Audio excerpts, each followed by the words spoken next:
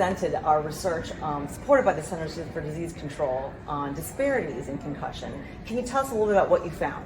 This is a really interesting study where we found that our most vulnerable patients, so our patients who identify as non-Hispanic Black, who possess public insurance, and most importantly, who have the lowest Child Opportunity Index score, that's a composite score of a bunch of indicators that are important to the health and development of children.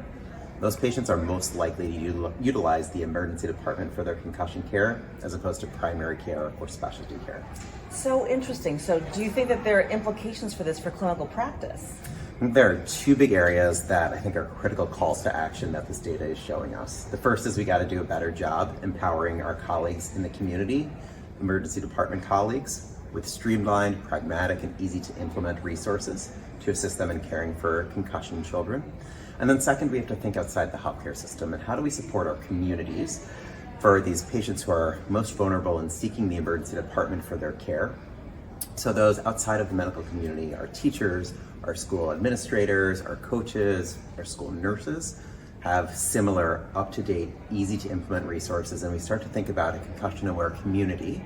So from the entire time when a child is injured to all the way where they recover, they're as best supported as we can be. Fantastic. So now what do you think are the next avenues in terms of where this research will lead you?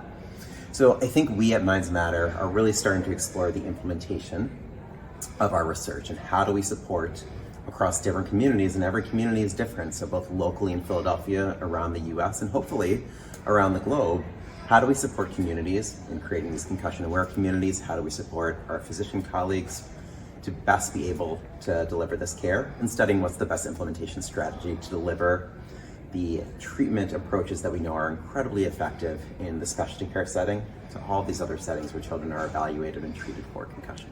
That is really fantastic. Thanks so much. So if you're interested in learning more about the Minds Matter Concussion Program and our research, and in particular this line of research, please check everything out at www.chop.edu/concussion and sign up for our newsletter.